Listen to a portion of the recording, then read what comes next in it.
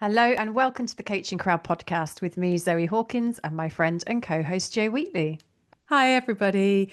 This week, we're continuing our series on the 6 principles of emotions that we created as part of our Emotions Coaching Practitioner Training.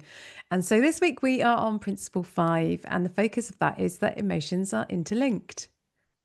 Yeah, absolutely. Emotions are interlinked, and how this can come through in coaching is in lots of different contexts. So, on the training, we talk about how emotions are interlinked through time. So, time being past, present, and future. And an example of this would be where a client may be so anchored in the future and what may happen that they're unable to take action in the present. And you can see that quite a lot, particularly with the emotion around anxiety, or it may be that somebody is going through an organizational change. And a lot of the conversations in your coaching may feel circular around, but if this was to happen, then I wouldn't be able to do that. Or if this was to happen, then that makes all this work I'm doing right now worthless. And that is an indication of emotions at play. And so, how you can sort of work with this principle is to help your client to recognize where are the emotions coming from.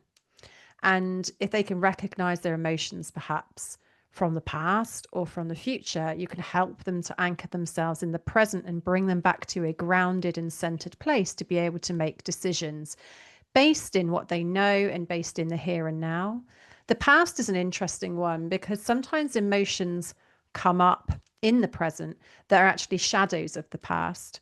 And here you have to have really clear boundaries around what is coaching appropriate.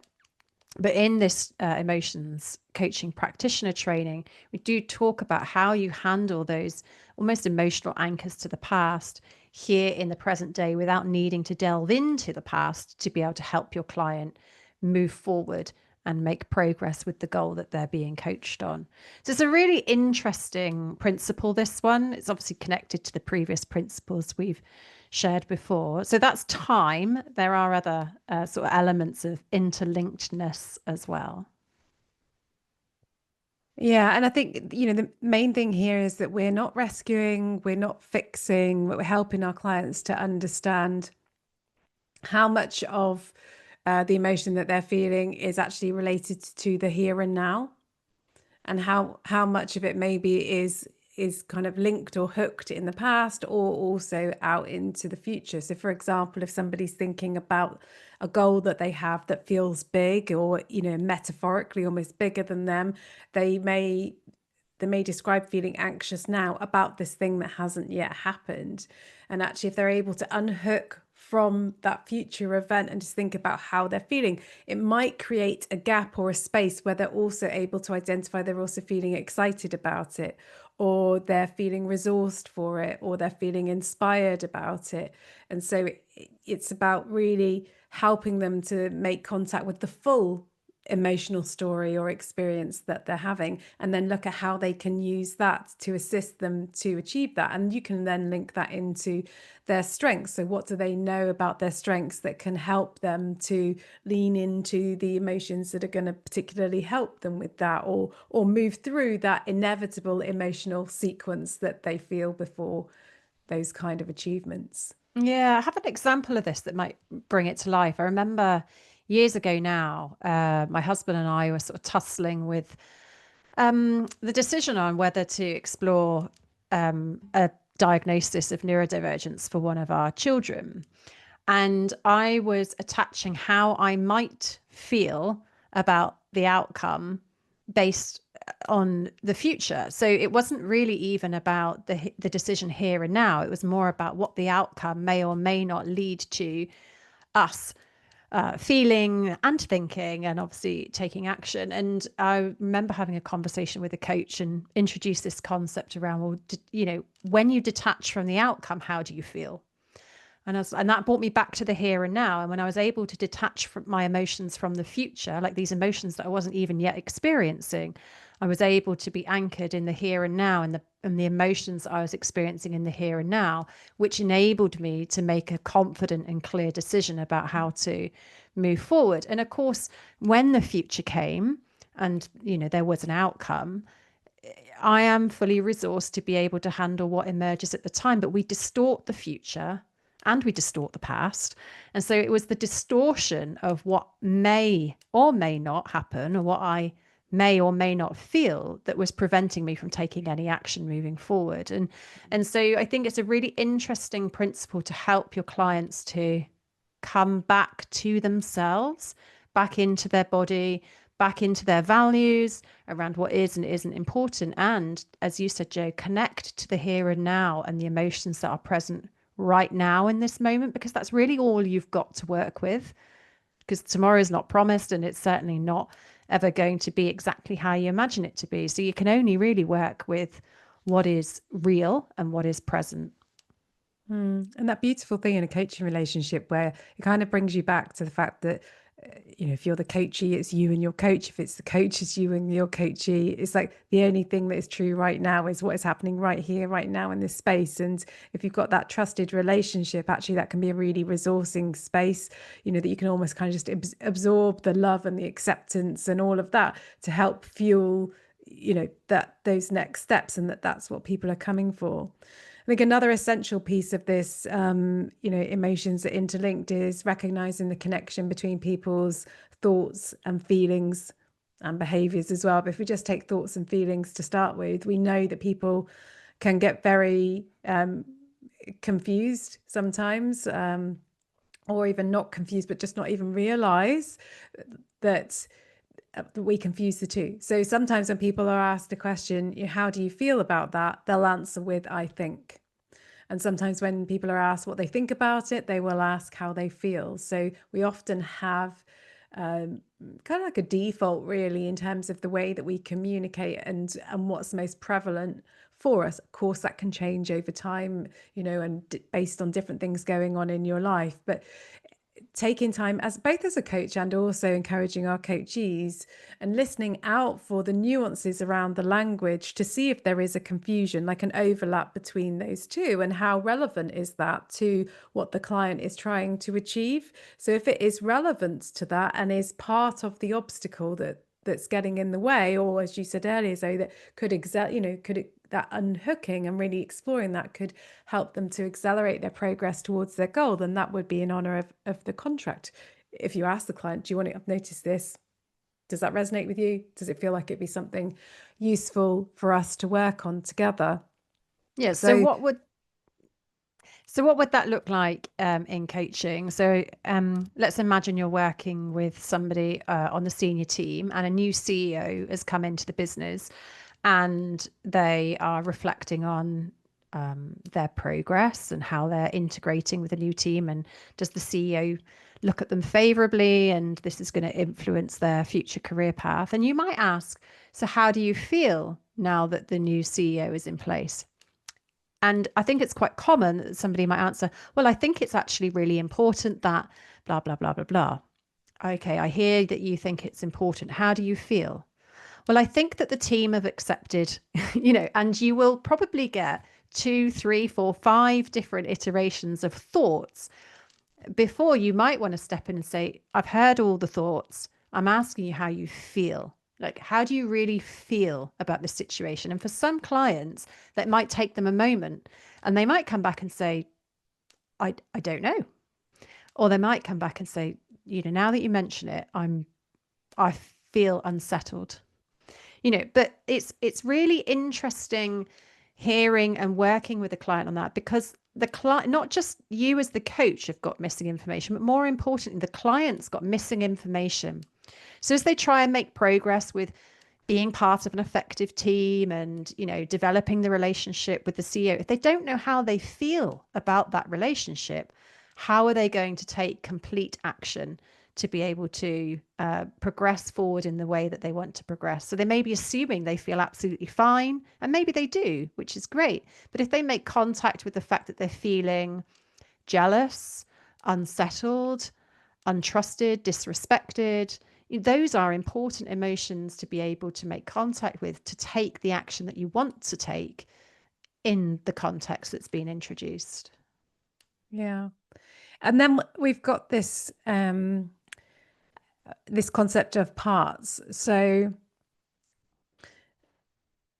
sometimes when somebody asks you how you feel about something, you might pause because you can feel cogs turning, and you're like, you're making contact with a few different things. You can't quite work out what it is. And then you might find yourself saying, part of me feels, so easy to use the example of like excited and frightened. I'm trying to think about a different example in here and now, but let's just stick with excited and frightened. So part of me feels excited. And often people will say, and if I'm honest, part of me also feels that. And it's so interesting, that phrase, and if I'm honest. So as coaches, we might hear that, and actually that might be the most interesting bit to help the client explore. Or they might say, part of me feels sad, but part of me feels relieved, part of me feels angry, part of me feels hurt. So these are some examples that are truths for the client, and that they're, are they happening simultaneously, or are they happening in sequence? And then it's a case of, what does that mean for the client, and how do we give space for all parts of a client to be heard, all parts of them to kind of be examined, acknowledged, validated, challenged, as part of as part of that exploration, really, around what does this experience mean for me? What do I want to do with it? What are my next steps as a result of that understanding? When often those parts that you're talking about there, Joe, are about internal conflict, Mm-hmm. and I think people struggle to resolve internal conflict because of the nature of, like, there are these two things within me that are both important and yet they don't sit together comfortably. And I also think that without this sort of training, coaches don't know how to facilitate reconciliation with conflicting parts either, because it's often something that they feel unable to reconcile in themselves. And this thing around emotions coaching is the way the training sort of unfolds is, it's like, I go first. You get to delve in and understand the relationship that you have to your own emotions, the different parts that may exist within you, and you get to experience some of that resolution in yourself. So you remember what it's like, and you are able to take a step forward.